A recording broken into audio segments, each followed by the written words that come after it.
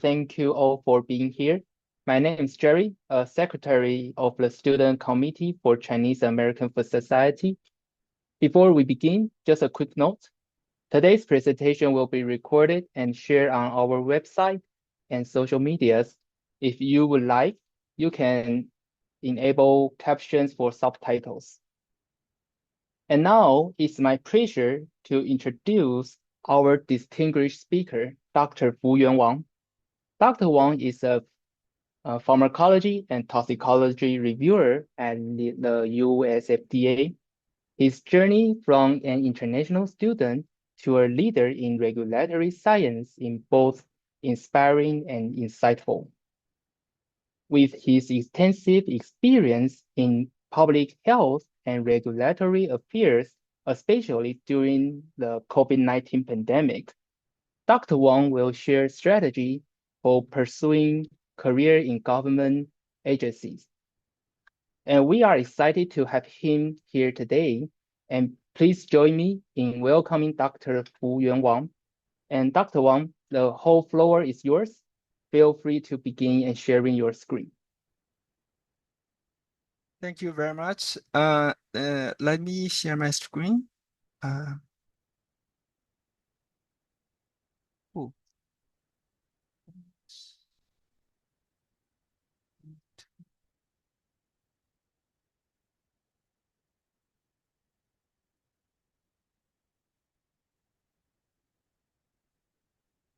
Can you see my screen okay?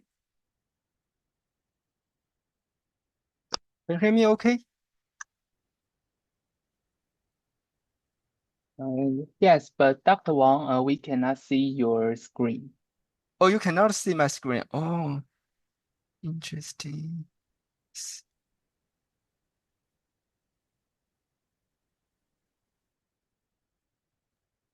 Can you see my screen now? Now it's yeah, we can see the screen, but not the slide. Oh, yeah. Oh, yeah. Okay. Okay. Thank you very much, Jerry, for the introduction, and thank you for the organizers. And it's my pleasure to present and also to communicate with the audience about the opportunities in government agencies. Thanks for Jerry for the introduction, and later on I will also introduce myself, especially for the milestones on my journey. Thank you.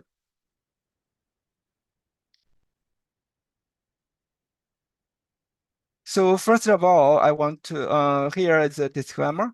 The views and opinions presented here represent those of the speaker and should not be considered to represent advice or guidance on behalf of the U.S. Food and Drug Administration. I have no conflict of interest to declare. First of all, this is the theme of this topic. I want you for government jobs. And before we talking about the jobs, I want to introduce the government agencies on the statutory framework. For example, US FDA. So you know where the FDA comes from and what the FDA do, and also what is the opportunities, especially for the job opportunities for international students and the future career development. The US Constitution sets ground rules for all laws. The Congress and the agency only have the authority that the Constitution gives them. No statute or agency action can violate the Constitution. That's very important. Statutes are enacted by Congress and signed by the President and are binding on FDA and the industry.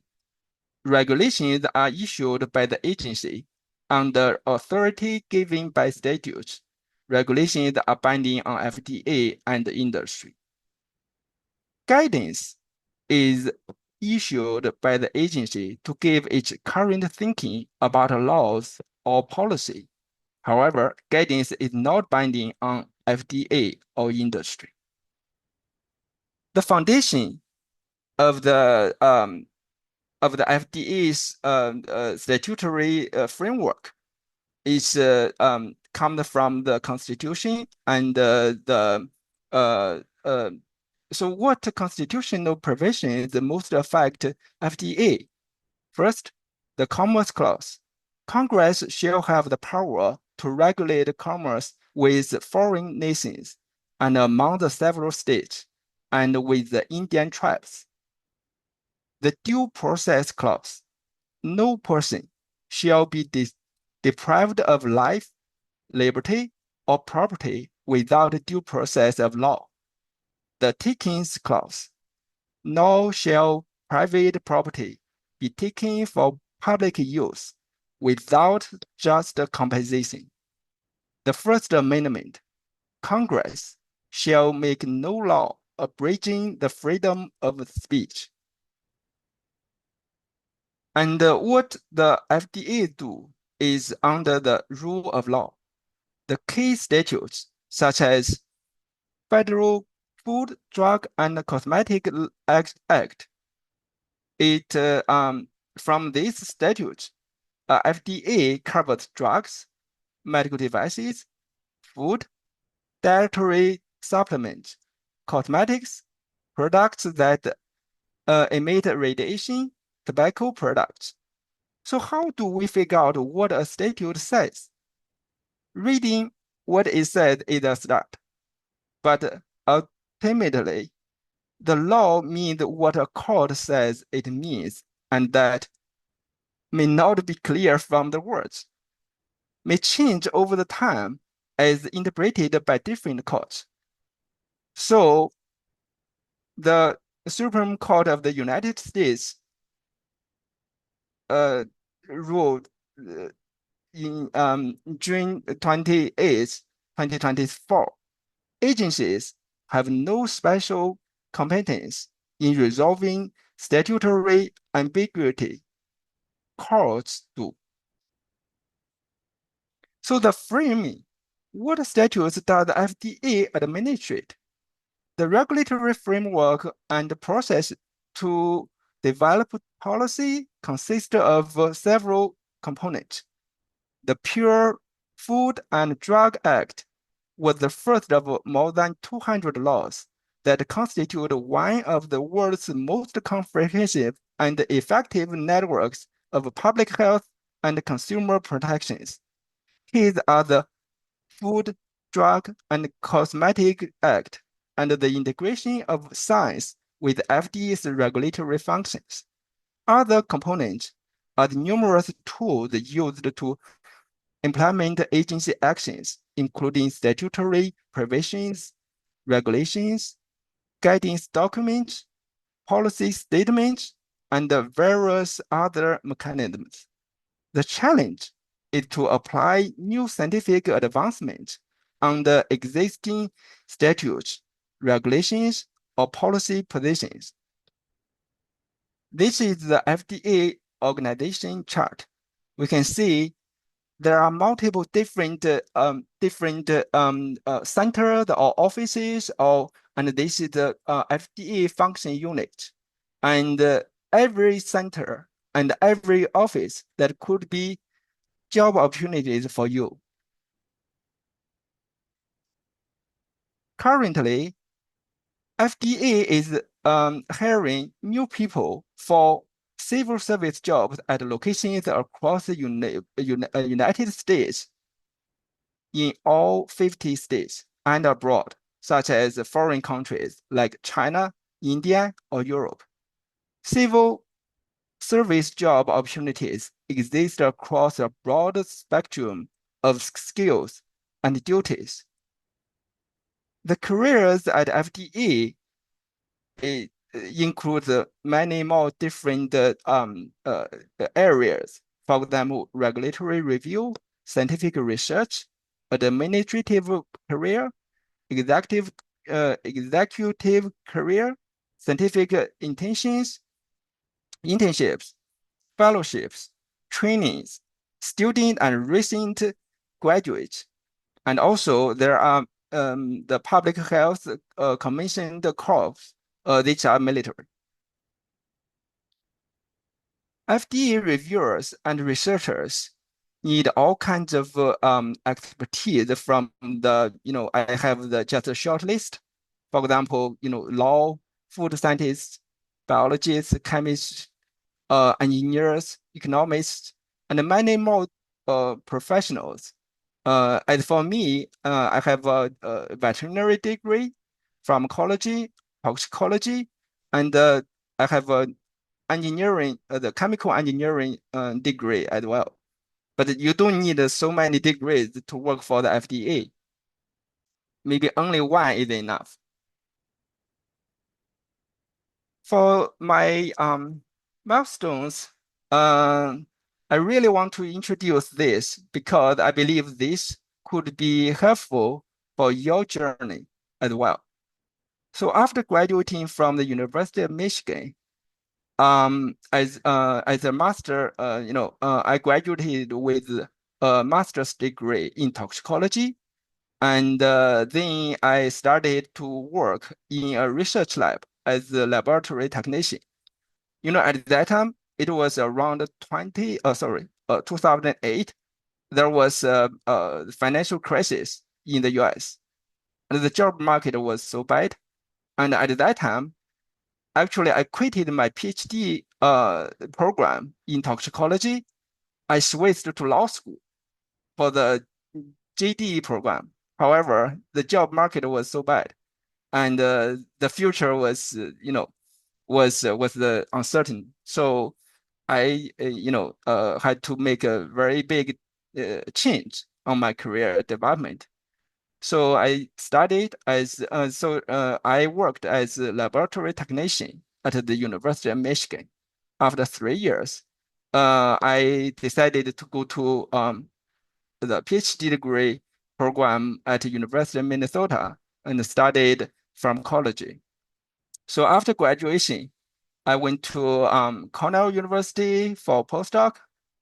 It was just a short-term training, about a half year. And then I went to a startup biotech and started as a principal investigator and then scientific VP at this startup biotech. Then later on, I came back to Minnesota for my residency in pathology. And after that, I started work as a toxicologist at WuXi AppTec. This is a contract research organization, a CRO company, serve the pharmaceutical and medical device industries. Basically, what I did in WuXi AppTec is the other side I did at the US FDA. It's like previously I wrote and generated this report, and then later on I became reviewer to assess or evaluate this study report. Starting in 2019, I was the ORISE Fellow at Office of Clinical Pharmacology at FDA. And at that year, I was certified as a DABT and ERT. And then later on, I became the toxicologist and the lead reviewer at the Center of Device and Radiation Health at FDA. From last year, I studied as a pharmacology and toxicology reviewer at the Center for Drug Evaluation and Research at FDA. One of the reasons I bring these milestones, because you can see that I studied a low degree. I mean, consider as a low degree as a master degree. So most of the people, they have, are currently in PhD degree or already, a postdoc. But at that time, I need to make a decision what I should do. I need to survive. So I studied as a lab tech at Michigan. And at that time, just 1 year, in my first lab with Dr. Michal Zetsky, I published at least 4 papers. and two first author, co-first author as technician. So Dr. Michał Oleszki gave me this recommendation on the LinkedIn, and this is for public as well. They said that, you know, this is it's Dr. Oleszki's word. I believe this would be also helpful for other people who were in similar situation. You work hard in your position, and then you will get impressed. And also, this will help you in the future because in the US and also in the world, the recommendation is so important. That is not just a milestone, it's a stepstone. Thank you. And also, your skill set is very transferable. That means what you are doing could be useful in other areas or in different pathway, the career pathway. When I worked as a toxicologist at WuXi AppTec, my supervisor gave me this recommendation on the LinkedIn, and also what I did and what I learned at WuXi AppTec helped me, become a professional toxicologist, and then later on I become pharmacology and toxicology reviewer.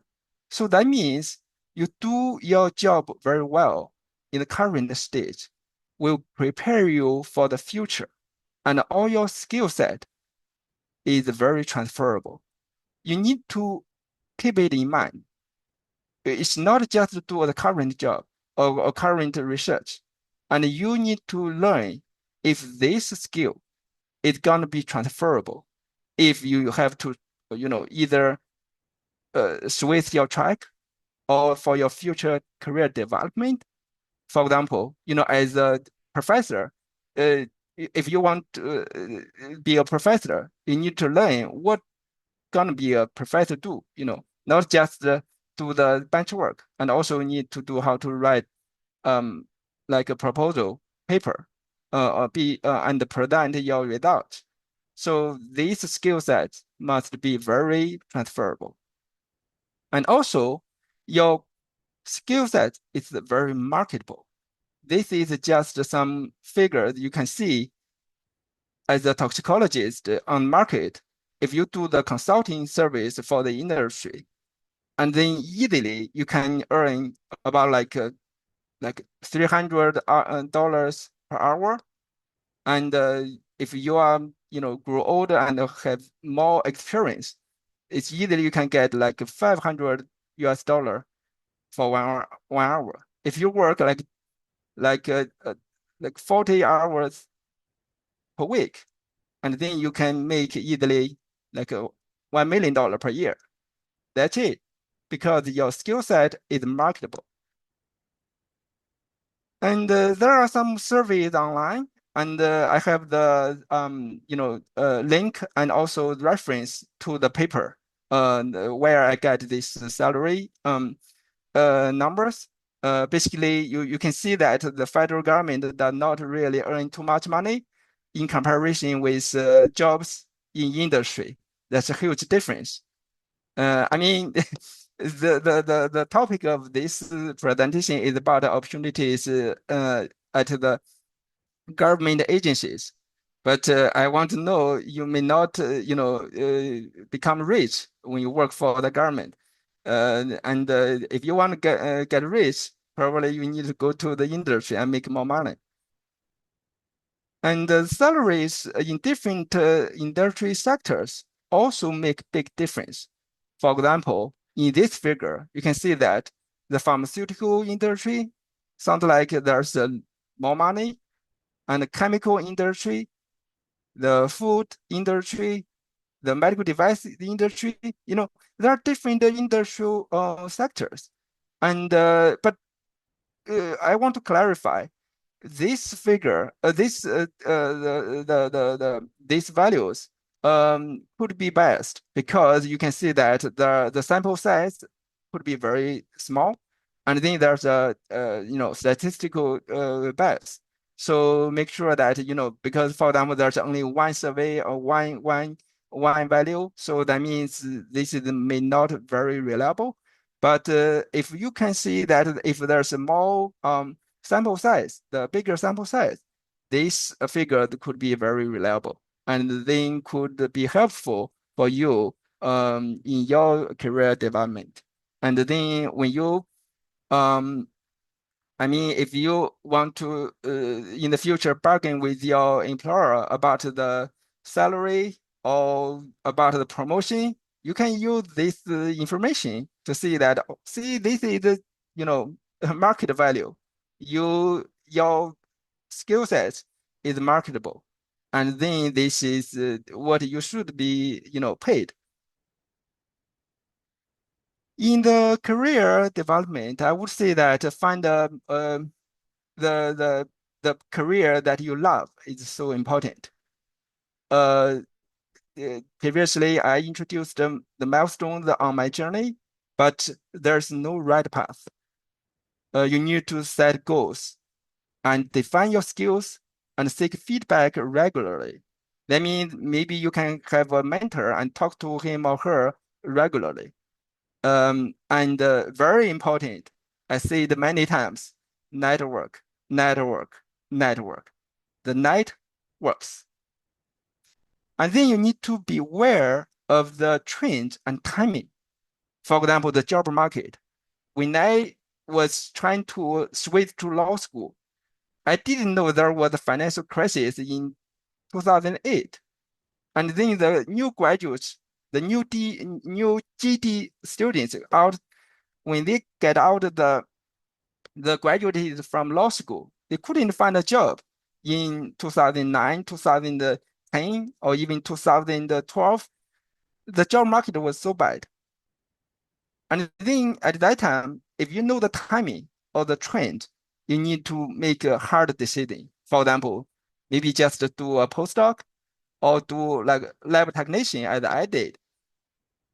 And before you really want to be a professional, you need to learn the fundamental skills, science, technology, regulatory knowledge, if you want to go to the regulatory field, and also very actively apply and interview for jobs. I remembered, I recall that I submitted at least over 100 or 200 applications when during my job hunting. So it's just to keep doing this and apply and interview for jobs. If you interviewed but didn't get offer, that's okay. Move on. That's you just learned a lot of skills during your interview and application and sharpen your skills. And then this will ensure the future success. And also you need to keep your eyes and the mind open. Keep your eyes open means that you just keep searching, and also to make sure that you not have the narrow your path. For example, I know many people are studying food science, but your job may not necessarily limited to food industry. Could go to the pharmaceutical industry, medical device industry, the agriculture industry, or maybe thinking about other pathways. For example, be a regulatory affair professional, or even thinking about a different paths, like what I did or what I thought. Maybe go to law school, or maybe thinking about the medical school, be a doctor. Because in the USA, if you want to go to law school or medical school, you don't have to be, the pre-law or pre-med, whatever you study. And if you have a very good, GPA, or you have good recommendation and or just tell your story, and then you can, go to the law school or medical school or whatever, maybe dental school or veterinary school. So I just thinking like keep your eyes and mind open. That is the very important part of your career. And sometimes there's the up and down. and just be sure that you just work hard and be yourself and find a career that you love. In the end, I also have one suggestion. If have time and also want to jump to one career, and if you're eligible for certain like certifications, you may just take an exam. You are a student, you are very good in studying and passing these exams. So why not use these skills, get a board certification such as American Board of Toxicology, Certified Food Scientist, regulatory affairs certification. All these certifications could be adding value for you. And although, they are desired but not required in the job description, but for you, they could let you, stand out. So that's very important. And also for the kids to getting hired for federal civil service position, first you need to know these positions are available. So keep searching, and also keep an eye on the website or like LinkedIn or other, like a job posting, like in some societies, for example, Society of Toxicology, they have a job bank. You can go there and to find these positions if that's available, and you applied, but maybe some other people didn't, and then you just or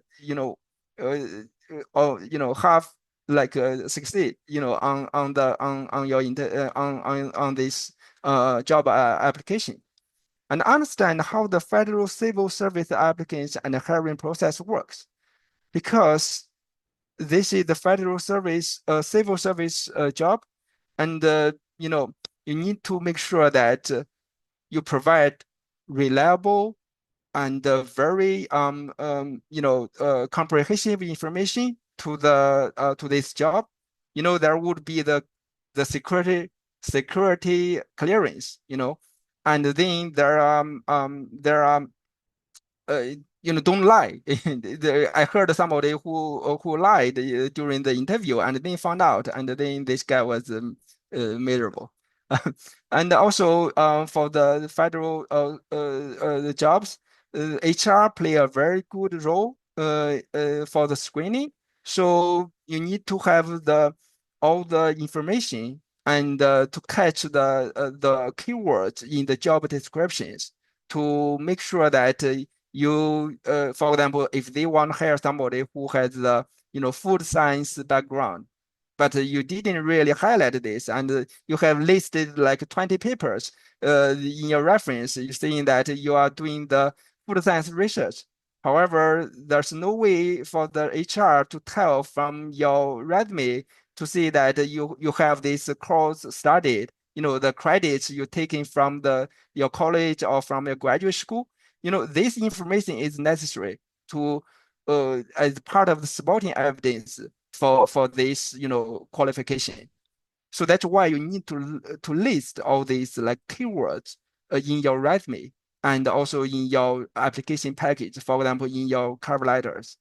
And also you can go to the website. There's a website called usjobs.gov, and on that website there was a very clear and helpful information regarding the resume. So what to do, what to include in your resume.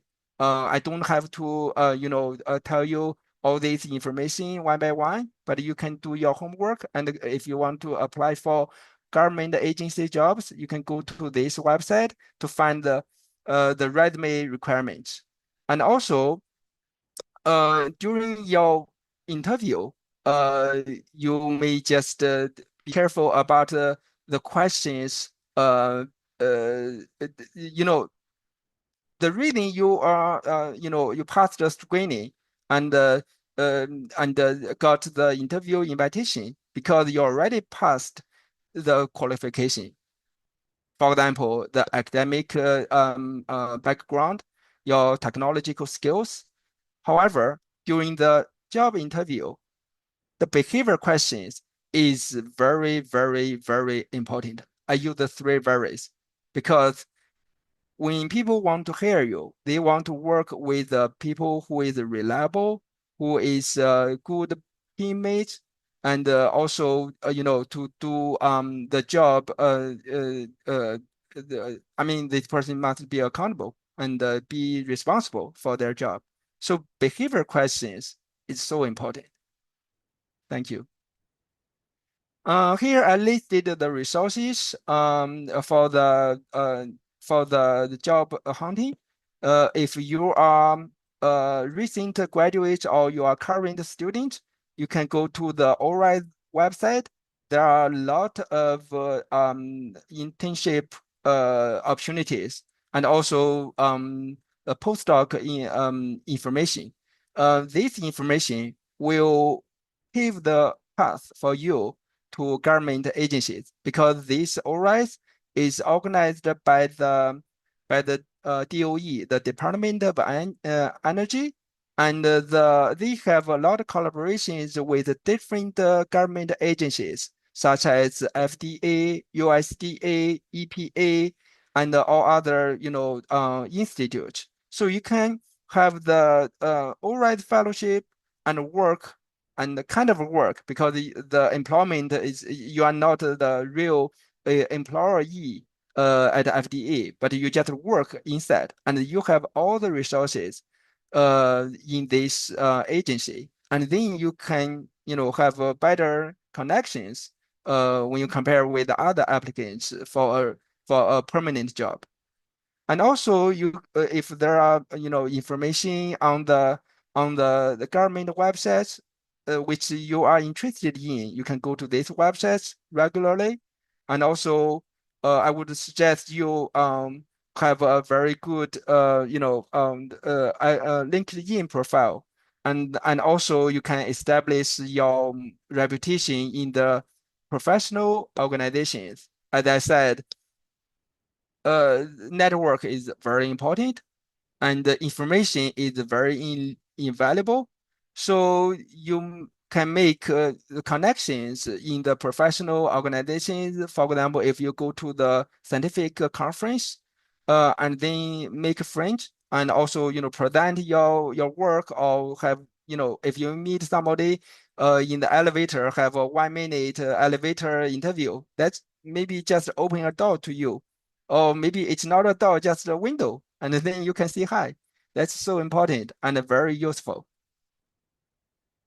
Here is an example about the fellowship and the training opportunities at the ORISE website. If you search food and then you got all this information here, and if you click, like postdoc at CDC or research opportunity at FDA, this is SafeSign, the Center for Food Science and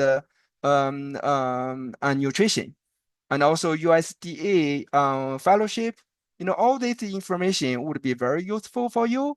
But there's some, requirements or, the information. For example, most of these fellowships only available for new graduate students. For example, like 5 years. If you already out of school for like 8 years, sorry, that's too old. Or if you are a current student, congratulations.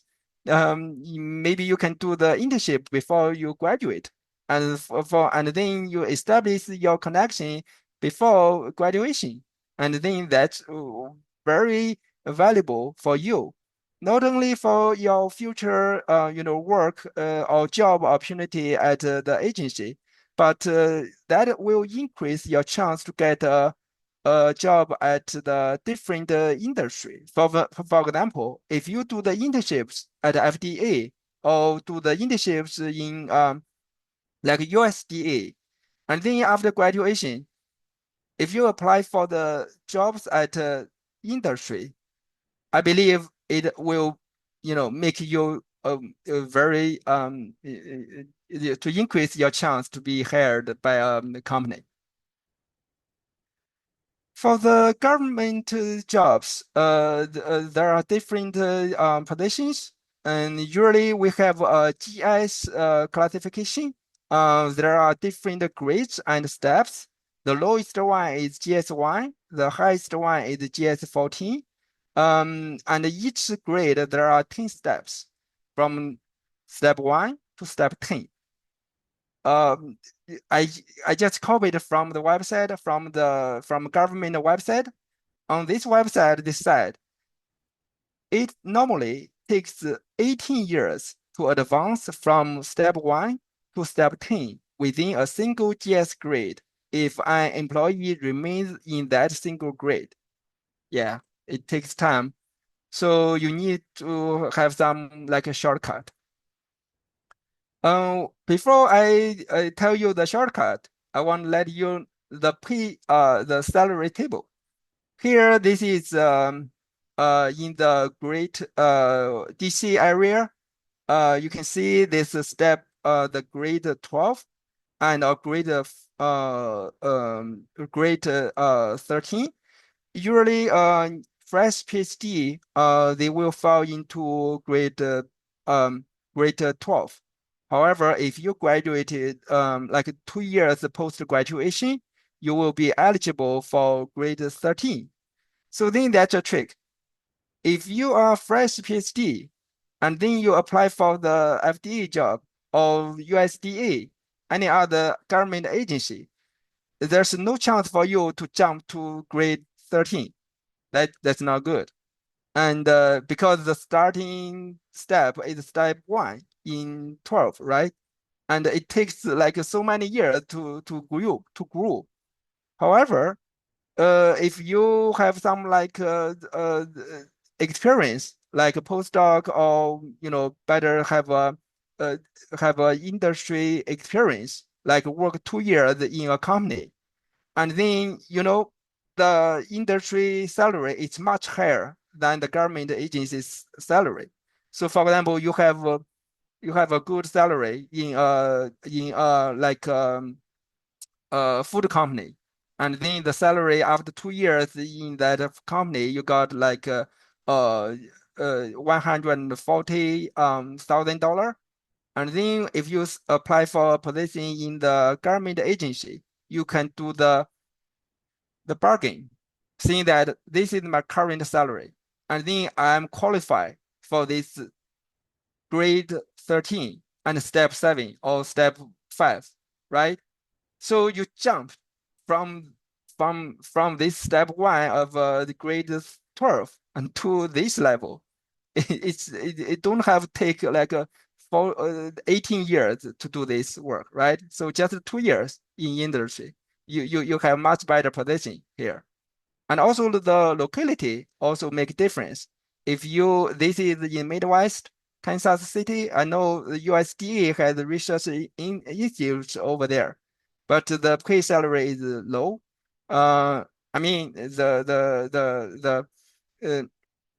a locality difference. And then talking about more money, previously talking about the salary negotiation. I don't have seen more. That's so important, and I believe everyone want to bargain, and that's your right. And also when you bargain that for your salary, it's very normal because you are not paid by your supervisor, right? You're paid by the government.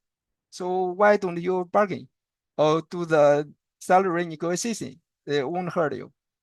And also for some different professional area, or I would say the occupational theories, there are retention incentives. Usually it's 10%.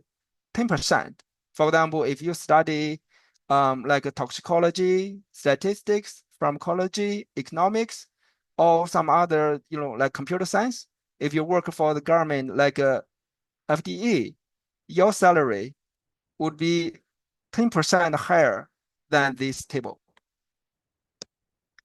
And the careers make difference.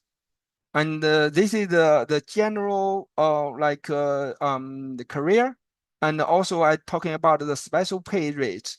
like a toxicologist or pharmacologist, statistician, and like computer science, and you get like 10% you know retention incentives.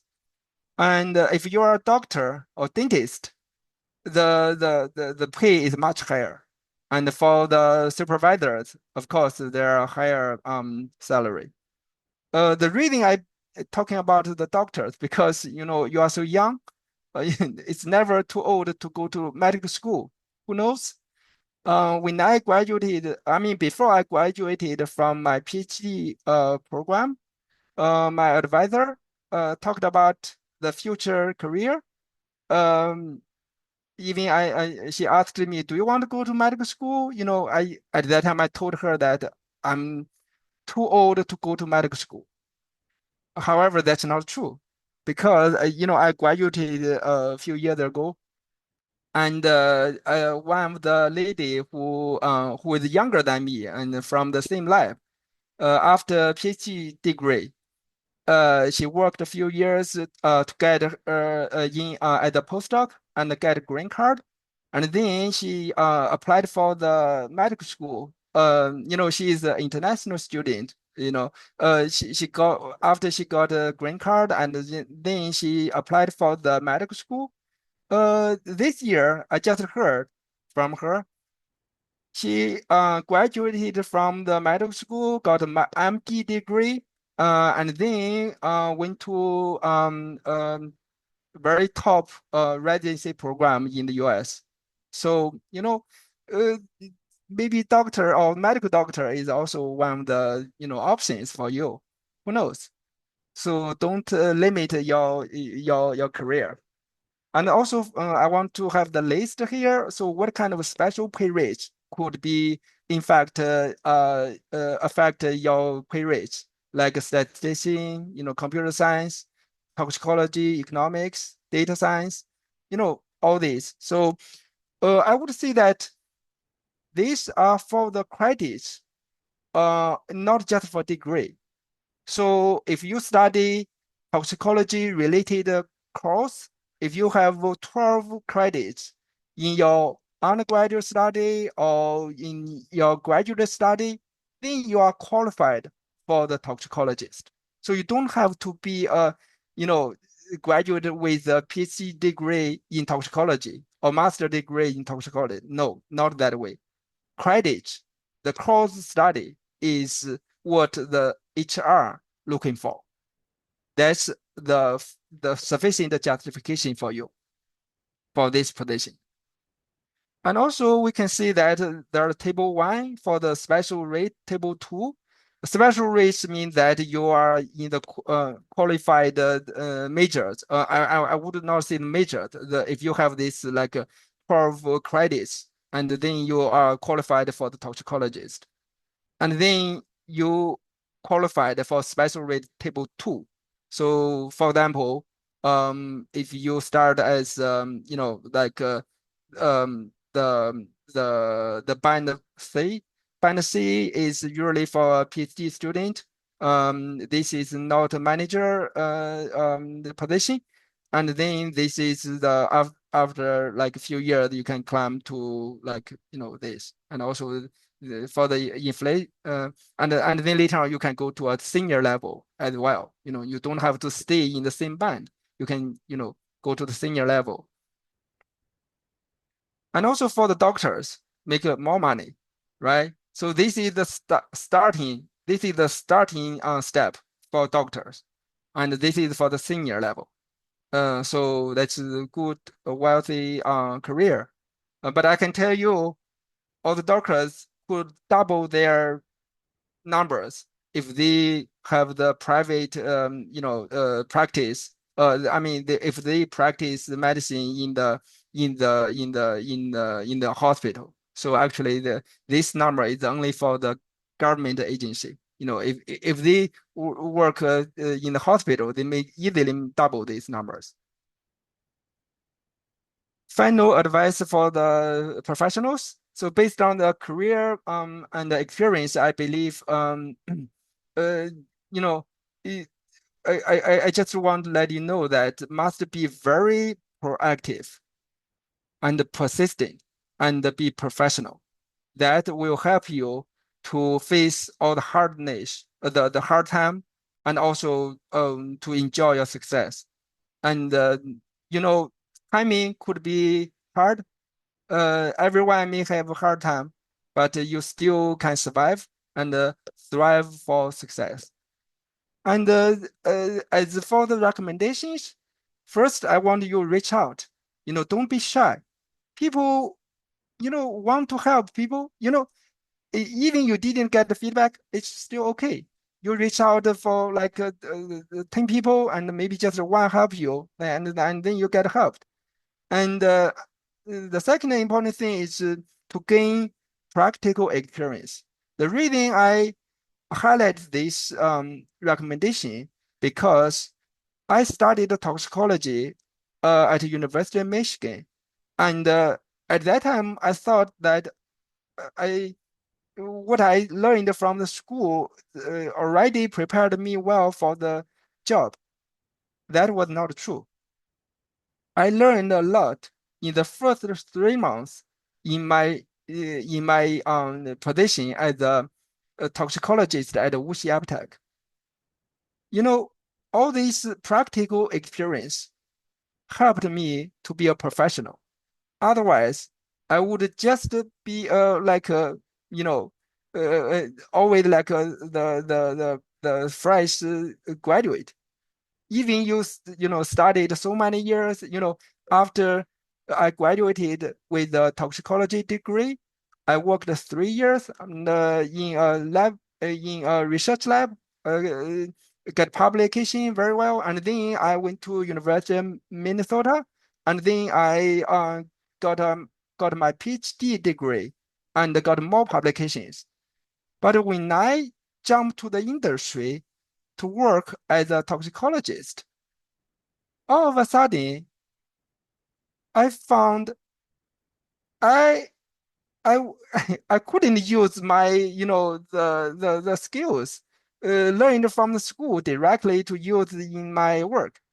However, after 3 months, I am very qualified, and at that time I could take client calls to do the consulting job one-on-one to the industry clients.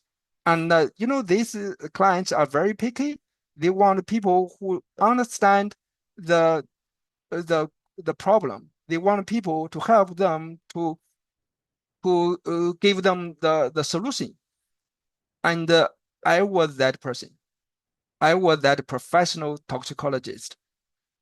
The only difference is the 3 months practical experience. So practical experience is so important.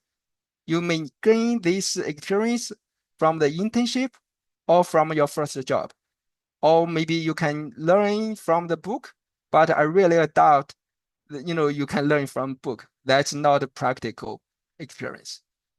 And as older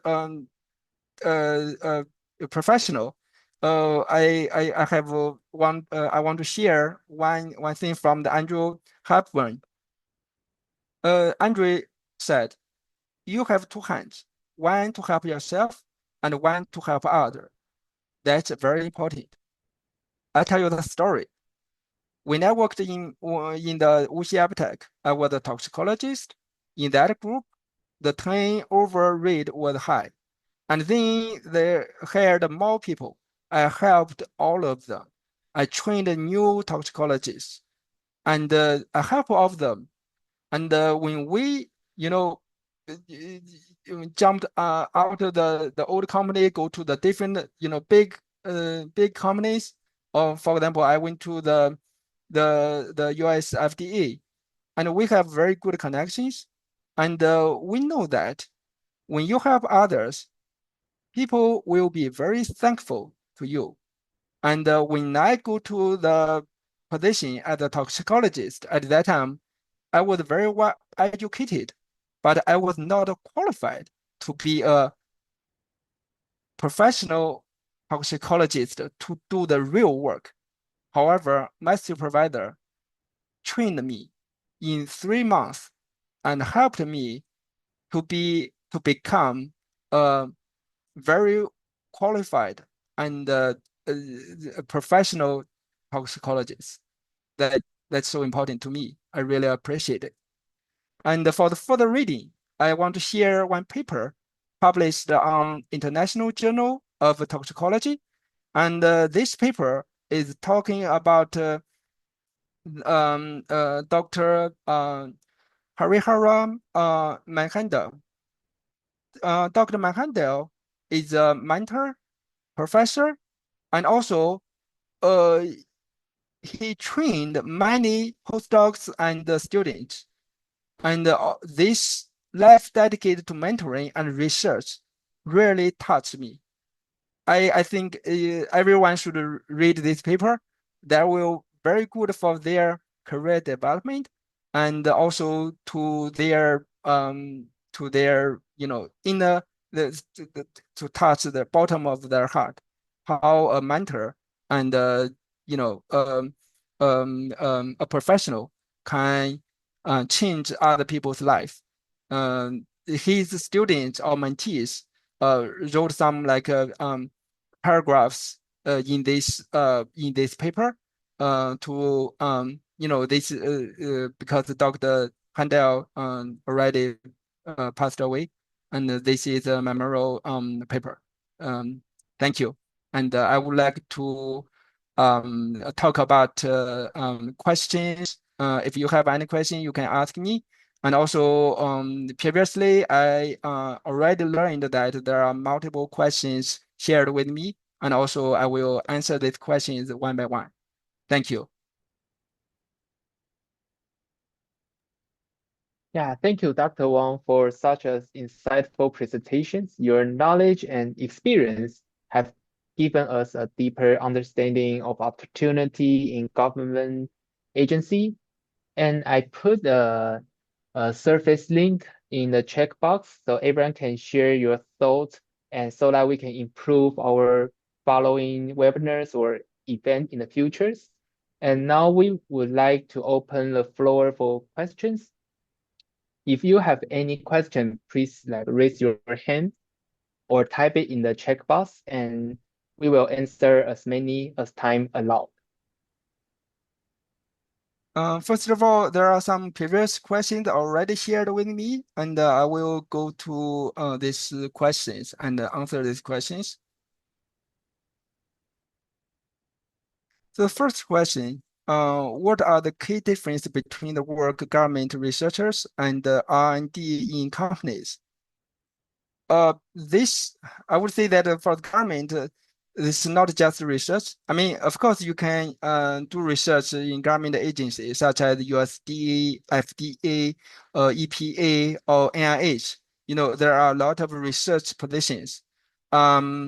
These positions, you don't have to worry about too much about the funding if you are a permanent position. However, for the company, I worked for the company many years. In the company, you need to make service or like you sort of thinking about the market, to make money for the company. Otherwise, the company will be closed. And for the work in the government, you still need to think about the topic, if this topic is necessary or if this is in line with the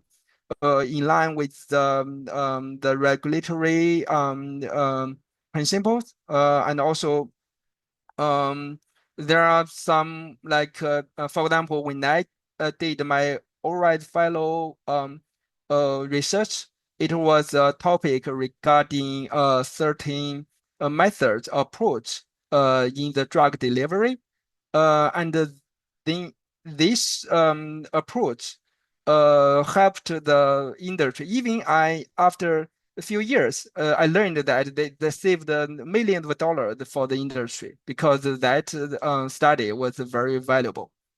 And then for those who are interested in working in government agency, what preparations should make, and then we should start. You can start anytime. I mean, if you are current student, do the internship. if you are a graduate, you can do the like fellowship, but make sure that you do it within 5 years after graduation. If you like too old, that will be challenging for you to do any internship. So then your chance to be hired would be low.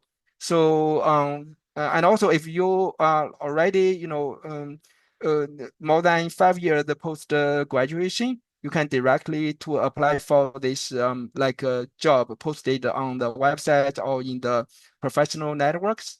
And I mean, I would say that the internship and the fellowships are not necessary. They would be adding bonus, but not necessary. I know some people they directly, uh, uh, graduated or like after a few years working in the industry and then switch their pathway to the government agency. That's good. I see there's a hand raised. Kefang, yes, please. Oh, hi. Good evening, I guess. Thank you for the presentation. Give me 1 second. I'm going to start my video. It's very helpful, and we appreciate your time. I'm not sure if you have more Q&A slides um, after this. If so, I can wait until the end or Yes, I will do quickly, and I have 13 questions. Yeah. Okay, I think I can hold my question till then. Okay. Maybe my question will be answered in your like Mhm. after slides. Thank you. Okay, no problem. So the second question is, do government agencies place more emphasis on academic qualifications or work experience in their hiring process? It depends. So academic qualification is number one. However, maybe so many people qualified for this job, right? For this position, and then the work experience may play a role later on.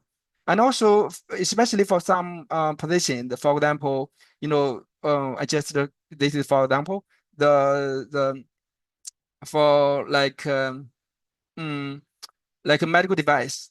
If you know AI, and then there's AI related regulation. However, there's not so many people who understand AI, and then your work experience or your academic experience would be very helpful.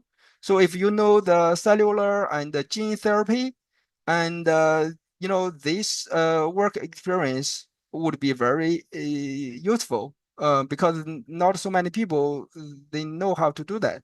And if you know, this is the added value. The third, how important are recommendation systems in the hiring process? Very, very, very important. I would say that if anyone want to get the job, they must have very good recommendations. I would say that if somebody sees some bad things or not so good things, I think your job may not your job application would be I mean, the chance would be low. So after entering the workplace, so that's why I would say that never burn bridges. You work for somebody, maintain the good relationship, professionally or personally.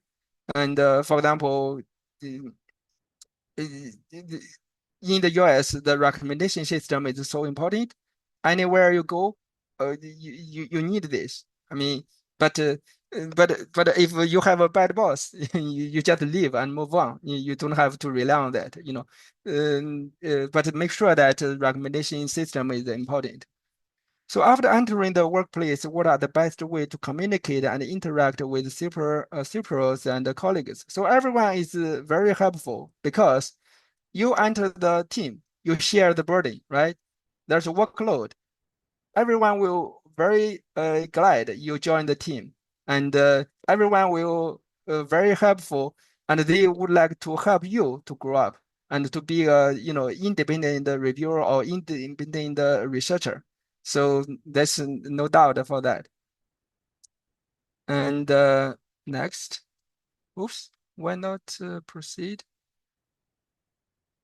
Okay. So for those without a green card, are there pathways to work in the federal agency or postdoc or intern? Yes. For the internship and postdoc, you don't have to. I don't have. If you don't have a green card, it's okay. And even for the permanent job, for example, the staff fellow or the visiting associate at the FDA, they can even sometimes, if this position really need you, they will help you to apply for H-1B visa, and then probably you can get the green card shortly, maybe a few months as the EB-1A. Are there opportunities for international students who are not US citizens to apply for government?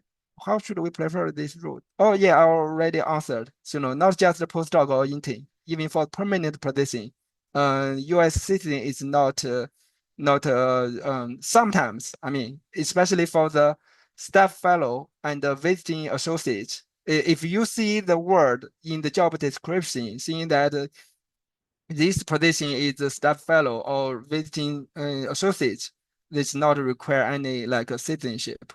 Maybe even green card sometimes is not required. For example, if you just for example, if you are expert in like AI, the it's a hot spot, or if you are like expert in clinical pharmacology, you don't have to be green card holder. If you just fresh PhD, you can still get the sponsor from FDA. When talking about the expert, you don't have to be older. Everyone knows that PhD students, they are the sometimes even smarter or knows more than their supervisors. I know maybe audience there are some professors, but I know some the PhD students, they do the hands-on work. They know the details of the study. They know how to like computer science. They know how to coding, and for the clinical pharmacology, they know how to analyze this data. If you got a PhD degree, you are expert. So yeah. Beyond academic qualification, what soft skills or adding additional experience are most important for those interested in working for the government? As I said, reliable and also be a team player. That's very important. And so that's it. What types of roles are generally available to international employees? As I said, the staff fellow, visiting associate, and also if you got a green card, and there are more positions like even like a scientist, or some other positions could also available for you. How do job requirements for government positions differ from those in private industry? I would say that in the government, the experience is important, but in the private industry, that's different. Because as I said, if you get a job in the government, you are step one. It's unlikely you can jump from step one to step 5, right? Or even from step 1 to step 3, it's not possible usually, right? However, in private company, if you're smart, you do a good job, and you are a scientist, right? At the entry level PhD student or entry level the master student, MS student, and then after like a few months, and if your supervisor found the value on you, you may be promoted to the more important position, and then your salary could got like increased by like 10%, 30%. That's very easy. And if you got the experience in one company, if your supervisor didn't see your value, you can go to another company, get the promotion, and then get the better salary, right? So that's very important. Very different from the private industry. if you are hired by industry, the federal agency, is there a possibility of being fired, or federal jobs are more secure compared to government employees in places like in China? That's a good question. The timing is very important. Especially right now, there's a new government or new administration. There are some like uncertainties, but as I said in my first few slides, there's a statutory framework. The work or the duties of these federal agencies is under this framework. So I would say that it is not very likely to be fired, but there's uncertainty. This is different from the the position in places like China. So I would say put it this way. But I also presented in my slides about your skill set is transferable and is very marketable. So if you work in your position, like in FDA or USDA, I mean, in the worst case scenario, if you have to find a new job, I believe it would be very easy because you have the skill set, and then this skill set are transferable and marketable. I would say that if you have this skill set, you don't have to worry about that, because even the federal agency want to keep you. Are federal jobs generally easier or more relaxed than positions in the private sector? It depends. When I worked at CDRH, the Center for Device Regulation, at that time, I worked day and night during the pandemic because I was in the team of respiratory devices. For example, these, validations, so validator, sorry, all these respiratory devices. At that time, the application, the submissions was the booming. However, the half of our teammates went to industry. For the positions they cannot deny, better salary, better position, right? So at that time, we worked so hard. During that 3-year work experience in the respiratory device team, I would consider it's like a 9-year work experience because the workload was so high. But this exposure is still good for you because you gain the work experience. Is this easier? I don't think so. But people may have different experience. Some division they may have not so high workload, so that would be different. And is this more relaxed than the position in the private health sector? That still, depends. Because when I worked in the CRO and the FDA, we have worked on or touched on so many different files or products. However, if you worked for company, maybe this company only have like a 1, 2, or 10 products, right? And maybe like 20 people work on these 2 products. However, when I worked in CRO, in 1 year, I worked on almost like over 50 products for myself. So when my colleagues at that time, when they jump to a big companies and interviewed with that big company, they asked him, what do you expected the workload? And then my friend asked, so what is your workload here? I mean, so how many products this company is dealing with? They said it's 20. And then my friend laughed because that's half of the products he deal with when he was at Wuxi AppTec. So, it's really depends because, that work experience really like people grow up so quickly because you got this I would say now, I would say this is overloaded, but this experience is very valuable. And also this is very transferable. How difficult it is to get promoted within federal agency, and how long does it usually to achieve a promotion? It depends. And if you are active, for example, if there's a position, you could just apply within the agency. And if you are qualified, why not? And also, I would say I put it this way.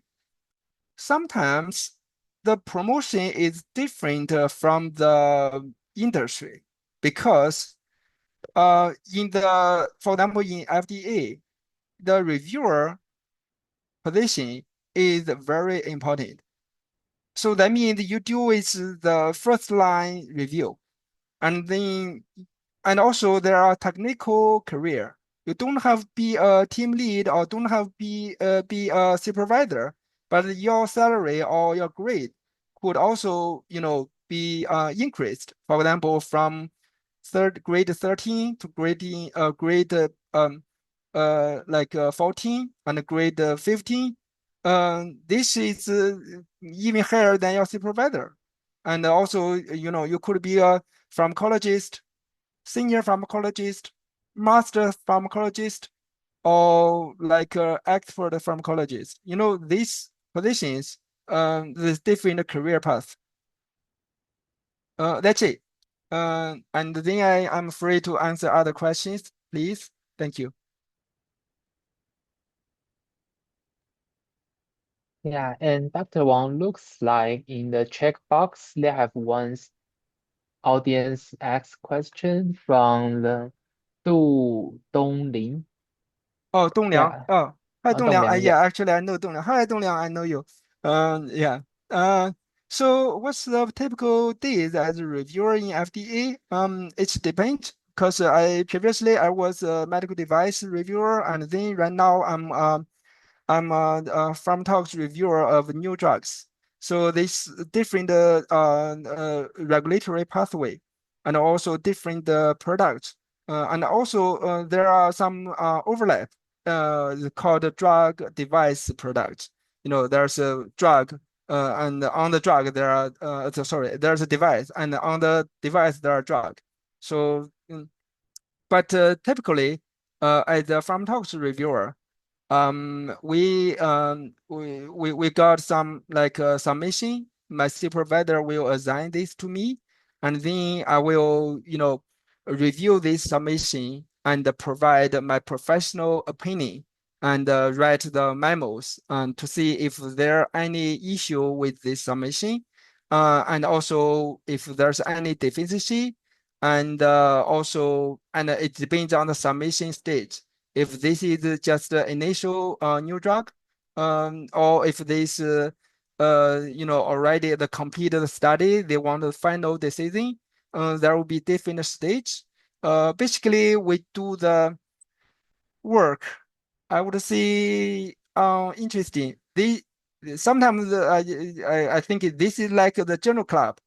You review a paper and write a memo and present to your lab, and then you have the critical thinking and communicate with the author, and then you determine you accept or deny this submission.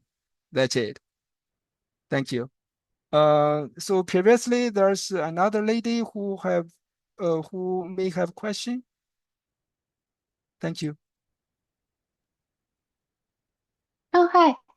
Thank you. So I have maybe a silly question. So actually, two. First one is you mentioned the importance of attending internship, fellowship, and practical experience. I'm wondering, as a PhD student under training, where can we find those kind of resources, and how much will it be valued in terms of job hunting? For example, does the time of the internship matters more, or how is it related to your research, things like that? And then my second question is, so actually all of my projects are currently funded by either state or national funding agency like USDA, FDA. I'm wondering how can I optimally leverage this kind of resources? Like we have monthly meeting with some of the advisory boards members. How can I leverage this in terms of job hunting in government agency? Thank you. Yeah, very good questions. First, there are many resources about the internship and also the fellowship positions. You can actively apply for this position. And also, when I'm talking about the practical experience, this is very important. It will help you to find the next position. For example, if you worked with FDA or USDA regarding a certain field, and if you are looking for a job in that field, you kind of established your reputation, right? Because people know you or know your collaborators or your supervisors. That will place you in a good position when you apply for these jobs. And also, if you want to apply for a job in the government agency or apply for a job in industry, both sectors, in both sectors, you will have advantage, of course. So for the second question, you can leverage this, connection. That's so important. And also the field is very small. People know people. So that means if when you interview for a position, either you know the hiring manager or somebody else know the hiring manager. That will give you an advantage, right? So if you do a good job, he knows. If you didn't do a good job, the hiring manager may also know. Thank you.